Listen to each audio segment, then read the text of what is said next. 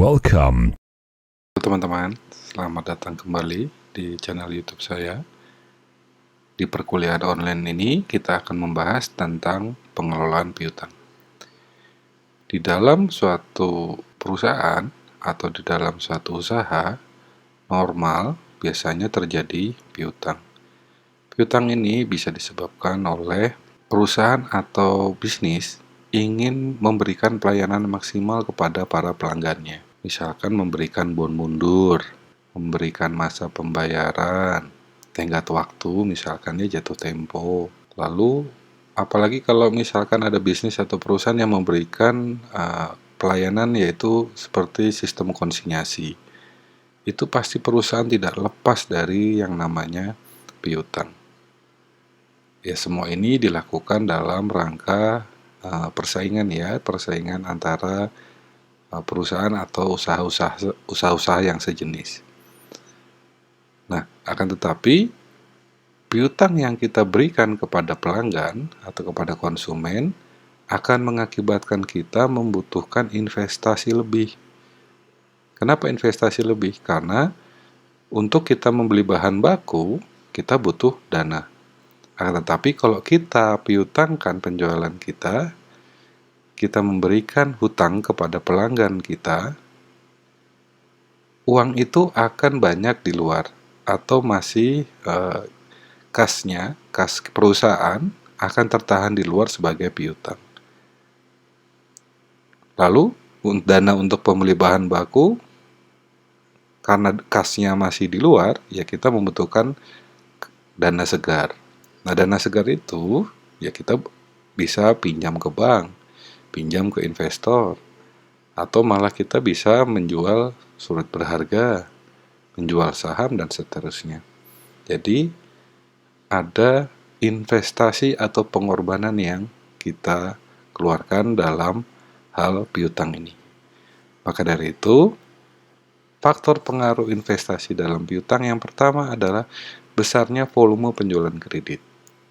Kita harus bisa menentukan kemampuan perusahaan kita berapa dalam bisa memberikan penjualan kredit.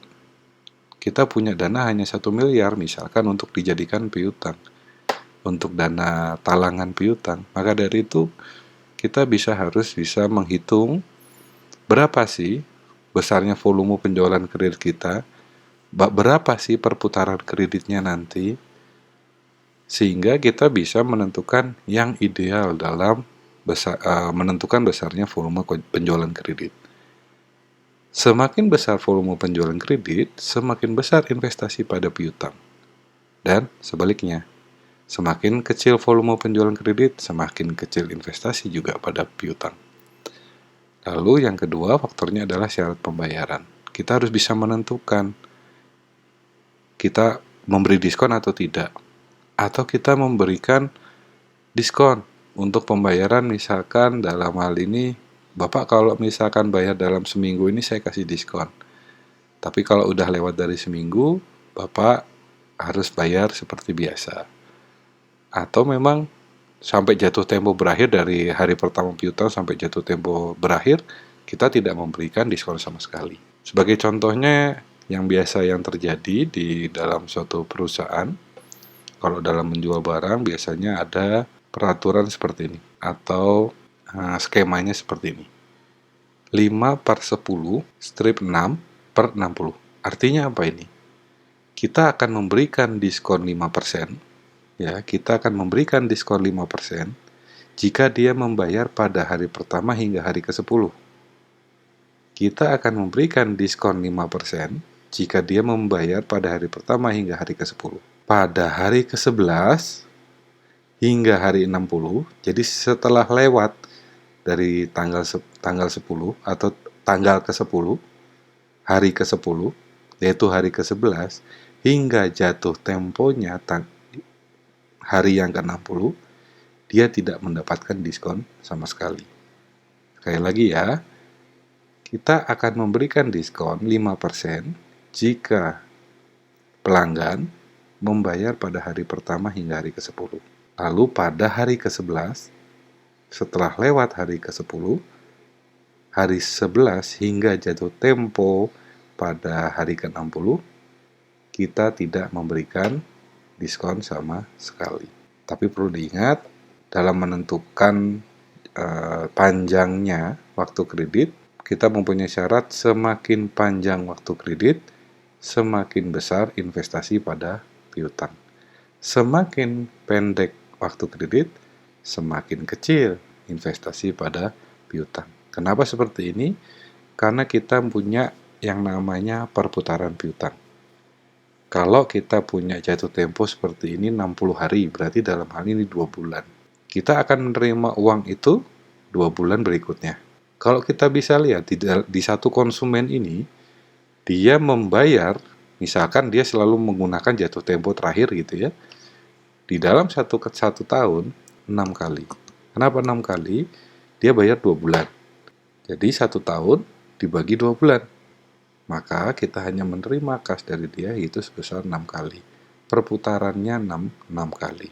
Ya kalau dia pada minggu pertama membeli, pada minggu selanjutnya dia membeli, pada minggu ketiga dia membeli, tapi jatuh temponya kita adalah 60 hari. Maka dari itu, pembayaran pada minggu yang pertama kita hutang, kita akan terima 2 bulan berikutnya.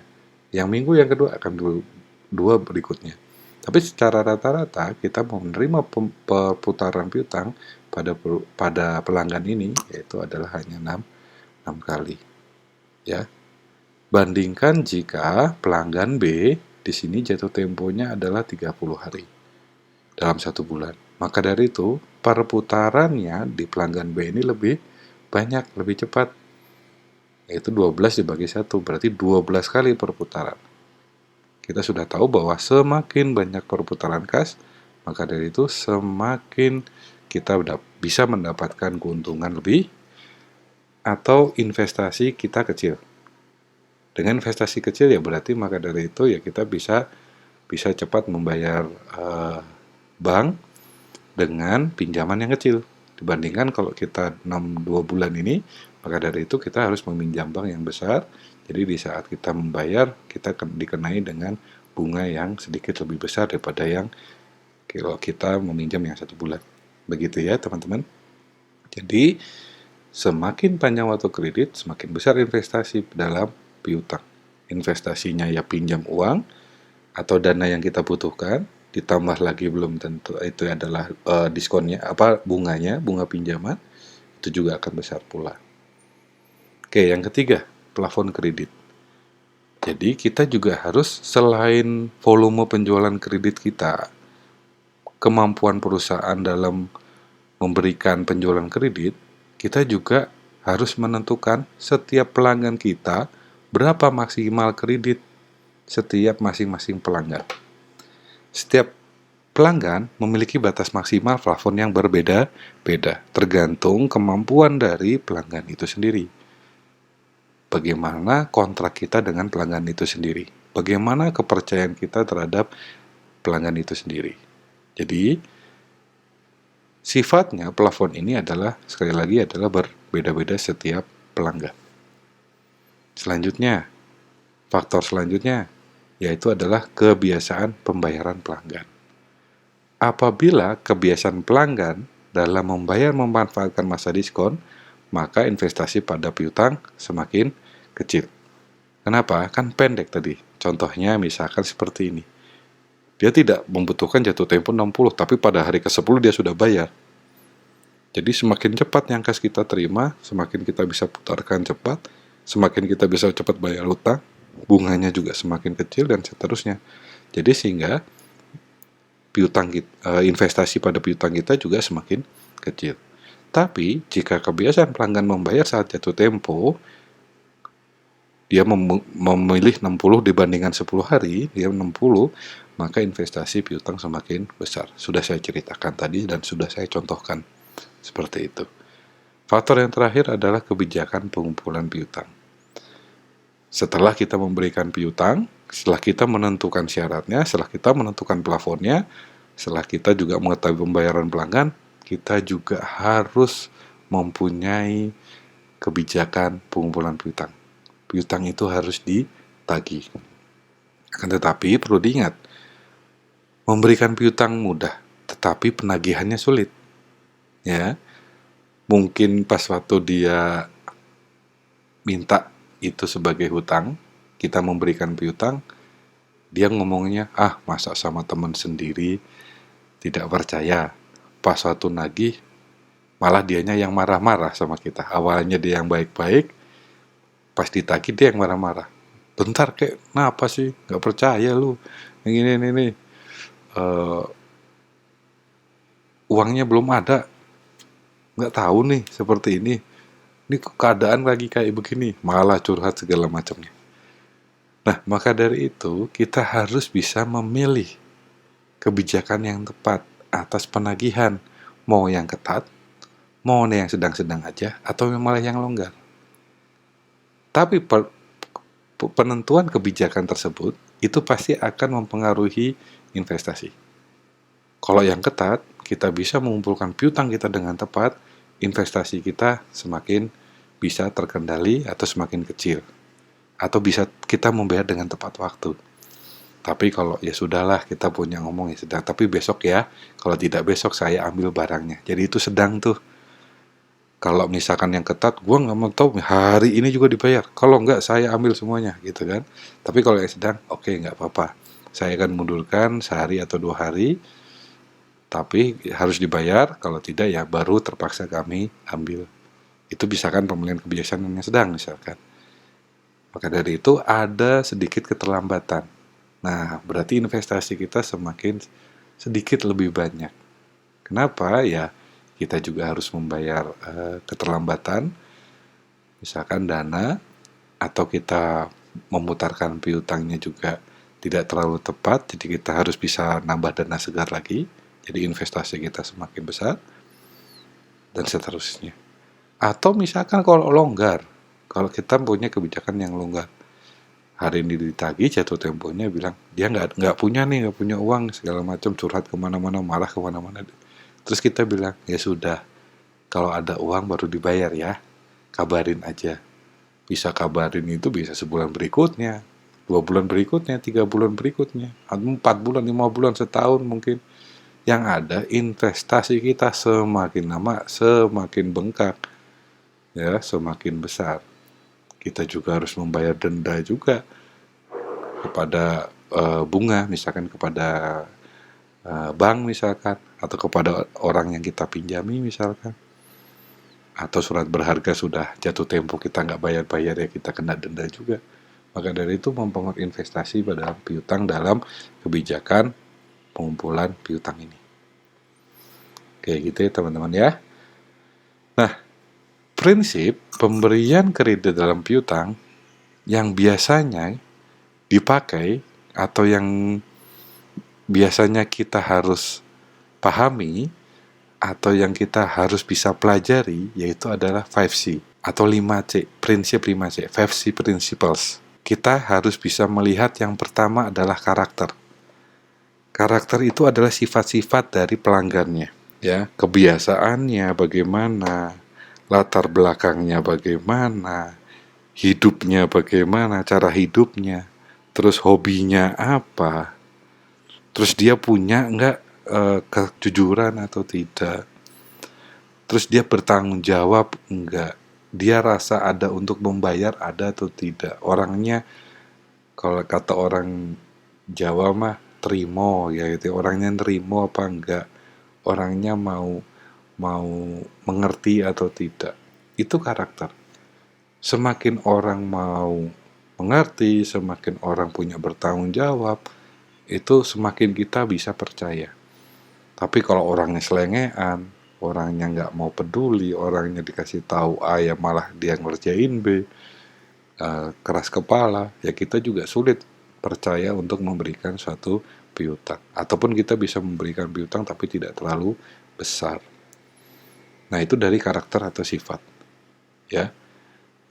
Yang kedua adalah capacity atau kapasitas membayar.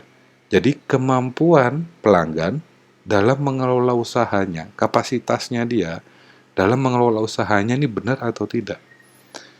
Bisa dilihat apakah pelanggan ini mempunyai pengalaman yang baik atau tidak. Dia sudah buka toko tuh berapa tahun sih? Oh, yang buka toko ini berpuluh-puluh tahun ini.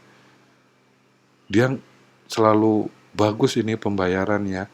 Oh, dia ngelola usahanya bagus dulu, yang tokonya kecil, warungnya kecil, sekarang bisa menjadi besar. Terus dia sudah jalan berapa puluh tahun. Maka dari itu, karena dia mempunyai kapasitas seperti itu, kita percaya. Atau pendidikannya baik, terus abis itu uh, di pengelolaannya baik, ya kita semakin percaya. Tapi pas satu pengelolaannya jelek, terus habis itu ini toko baru baru seminggu jalan, ya kita juga nggak berani juga. Ya, kita nggak berani juga memberikan kalau ini warungnya masih baru. Ini juga nggak tahu nih, bisnisnya jalan apa tidak. Habis itu kalau udah dikasih utang, nggak bayar-bayar nih. Ngeri juga. Atau lama baru buka sebentar, tiba-tiba tutup. Atau malah pindah kemana-mana. Nah, gitu juga harus berhati-hati dalam kapasitas perusahaannya, kapasitas tokonya, kapasitas warungnya, kapasitas bisnisnya dalam membayar suatu piutang. Lalu kapitalnya, yang ketiga adalah kapital. Itu adalah modal atau kekayaan. Jadi kondisi yang dimiliki oleh perusahaan, bagaimana kekayaannya. Kita bisa melihat neracanya, laporan laba ruginya, struktur pemodalannya, dia full punya modal dia sendiri, atau full malah pinjam orang lain, udah pinjam orang lain, pinjam ke kita juga, kan malah lebih ngeri. Ya, atau rasio-rasio keuntungannya, ya, jadi rasio-rasio keuangan dari warung tersebut.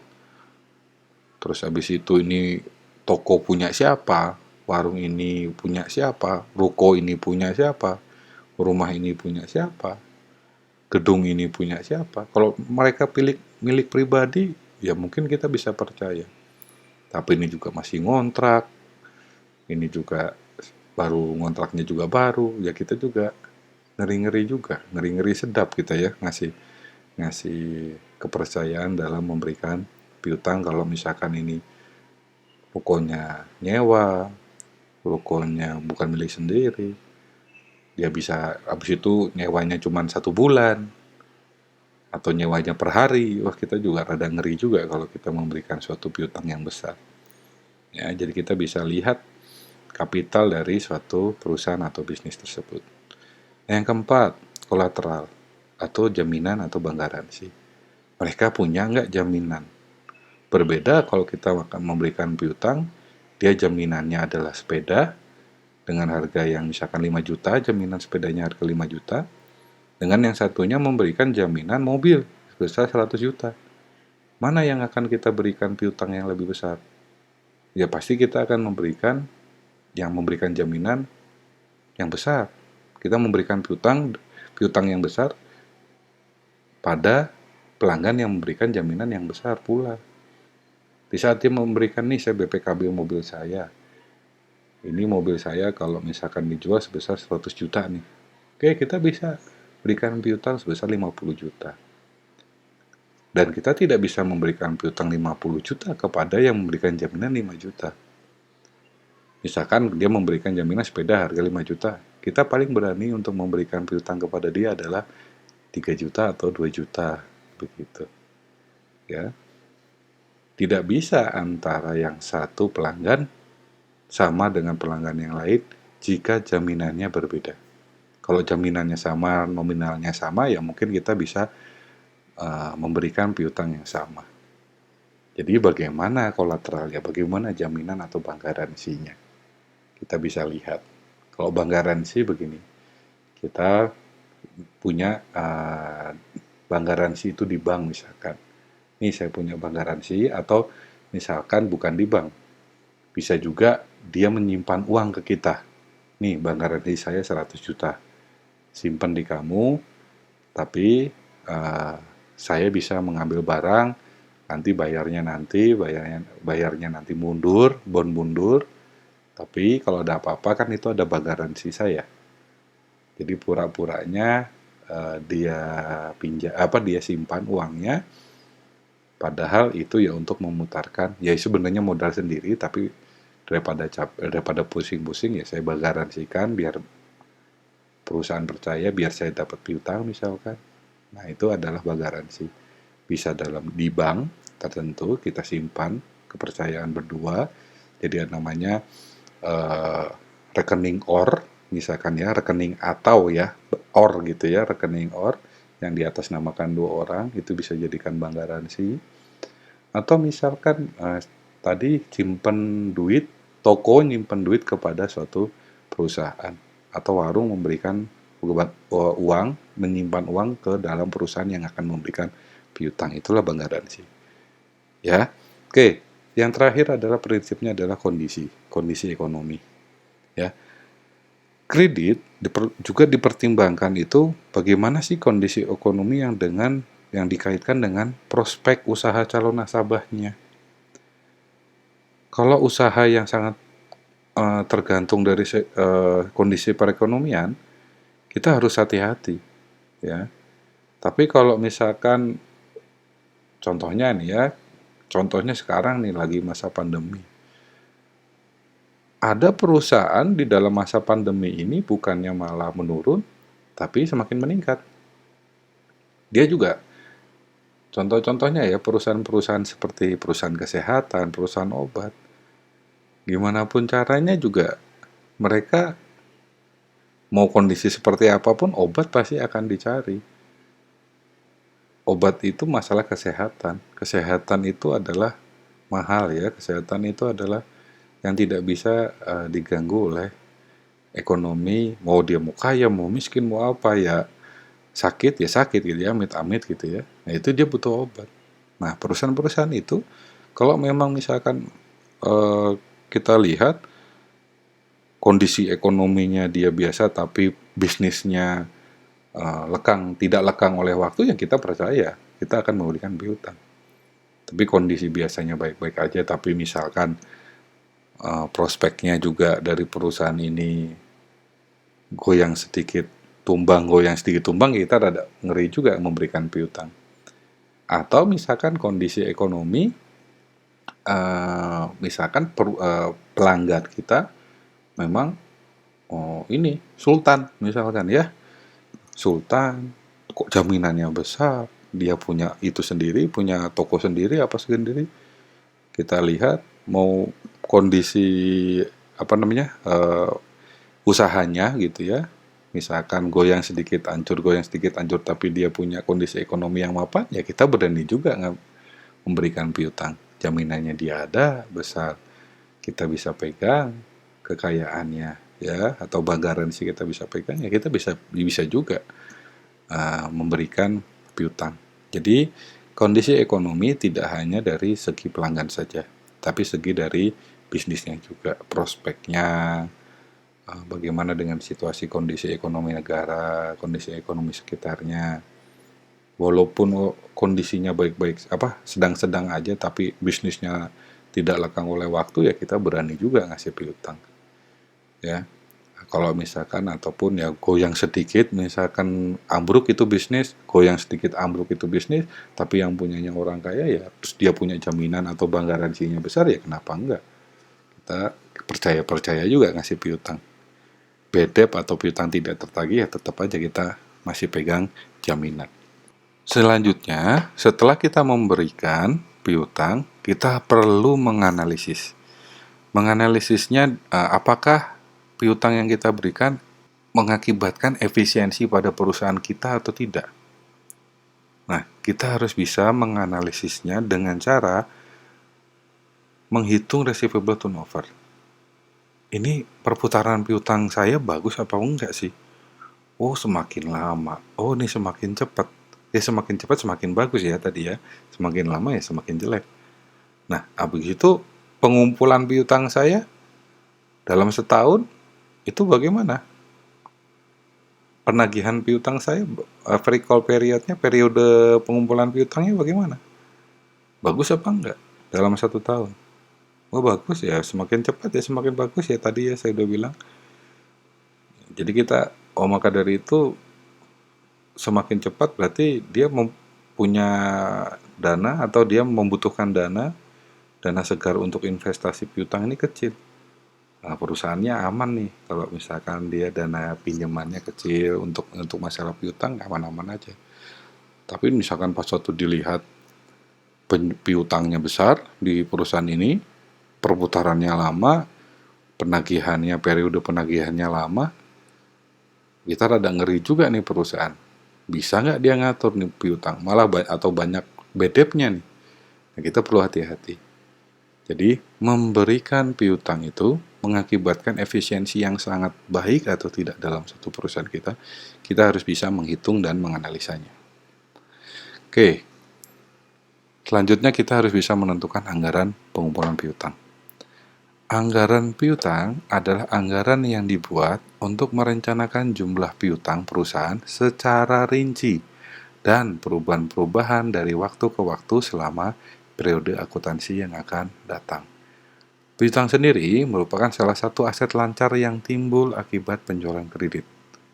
Biasanya, perusahaan yang menerapkan sistem penjualan kredit ini ingin meningkatkan penjualannya sehingga nantinya keuntungan atau laba pun akan meningkat. Namun, piutang juga memiliki dampak lain bagi perusahaan, yakni timbul biaya modal, biaya investasi, lalu biaya administrasi utang, dan akan lebih parah sampai adanya piutang tidak tertagih atau bad debt yang tadi saya ceritakan. Agar terjadi hal yang tidak diinginkan, sebaiknya perusahaan mengelola piutangnya dengan baik. Salah satu caranya adalah membuat anggaran piutang yang tepat. Selanjutnya, kalau tadi analisis efisiensi, kalau sekarang analisis kebijakan piutangnya. Kita harus bisa mempertimbangkan manfaat piutang dan pengorbanan piutang. Jadi, setelah saya memberikan piutang, ada nggak manfaatnya bagi saya? Atau malah pengorbanannya yang besar? Yang lebih baik adalah manfaatnya 10 misalkan, pengorbanannya cuma 3 misalkan. Atau manfaatnya lebih besar daripada pengorbanannya. Sehingga kita bisa mendapatkan manfaat yang lebih atau keuntungan atau laba yang lebih dibandingkan kita harus mengorbankan, ya. Jadi manfaat piutang itu lebih besar daripada pengorbanannya. Analisisnya yang pertama, kalau kita melakukan penjualan kredit, kalau tanpa diskon bagaimana? Lalu, kalau saya ngasih diskon, manfaatnya lebih tinggi. Ya tadi yang saya cerita, semakin dikasih diskon, semakin banyak nih orang yang mau bayar cepat, perputarannya semakin cepat, kita nggak terlalu banyak dana untuk dijadikan investasi, semakin besar nih manfaatnya. Atau malah dikasih penjualan kredit dengan diskon, orang malah berebut-rebut ngejar diskon, pas waktu kita hitung, kita salah ngasih diskonnya. Kita malah biaya diskonnya, biaya modalnya semakin tinggi daripada kita menjual kredit. Misalkan kita bayar ke bank, bunganya 10%. Pas kita hitung-hitung, kita ngasih diskon kepada semua pelanggan kita rata 20% dari penjualan. Pas waktu kita hitung, 10% dari pinjaman, bunganya sama keuntungan yang tadi karena saya kasih diskon itu 20% gitu ya. Terus keuntungannya lebih kecil dibandingkan bunganya. Jadi manfaatnya yang tadi saya berikan karena diskon itu lebih kecil daripada saya harus bayar bunganya atau pengorbanannya. Malah rugi. Nah, maka dari itu kita perlu analisis kebijakannya. Bagaimana penjualan kredit tanpa diskon ataupun dengan diskon. Apalagi yang paling penting, kita harus juga bisa memperhitungkan kalau ada piutang tidak tertagih atau bad debt. Semakin besar bad debt yang tidak atau piutang tidak tertagih, semakin jelek itu perusahaan. Semakin kecil atau malah semuanya bisa ditagih, perusahaan itu semakin bagus. Ya kadang-kadang kenapa sih Pak ada piutang tidak tertagih? Pasti ada aja pelanggan yang lari, kabur kemana. Kita salah memperhitungkan ini ya, analisis yang tadi 5C-nya, 5C-nya tadi kita salah gitu ya. Kita kena tipu misalkan. Kadang-kadang juga kita punya kesalahan, atau pegawai-pegawai kita juga terlalu percaya sama orang itu, atau juga ngomongnya si sahabat ternyata musuh, jadinya musuh dalam selimut, itu juga bisa jadi. Ya, jadi pasti ada resiko yang namanya kalau kita memberikan piutang itu ada piutang tidak tertagih. Maka dari itu kita perlu menganalisis kebijakan piutang. Itu ya. Oke, sekian dari saya. Saya ucapkan terima kasih banyak telah menyaksikan channel YouTube saya, perkuliahan online saya pada pertemuan kali ini.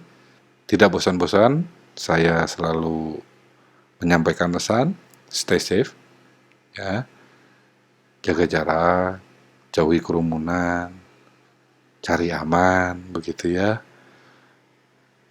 Lalu stay clean, jaga kebersihan, selalu cuci tangan dengan sabun atau memakai hand sanitizer, selalu bawa hand sanitizer.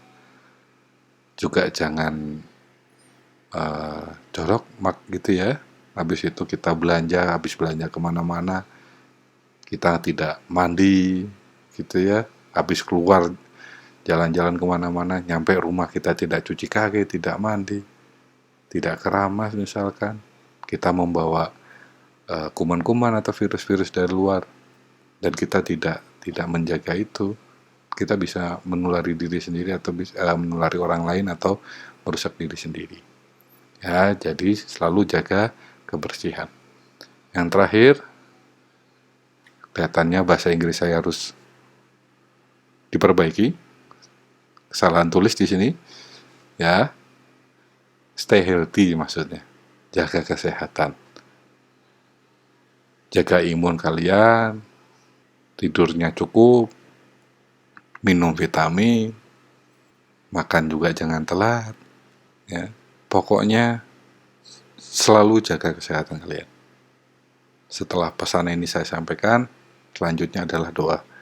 Semoga kalian selalu bahagia, semoga kalian selalu diberkati oleh Tuhan Yang Maha Kuasa, semoga kalian dilindungi oleh Tuhan Yang Maha Kuasa, semoga kalian dijauhkan dari mara bahaya virus COVID-19 di pandemi ini. Karena video ini saya buat masih dalam masa pandemi virus COVID-19. Ingat pesan saya, mudah-mudahan doa saya terkabul. Sekali lagi cukup sekian, terima kasih, sampai ketemu di pertemuan selanjutnya.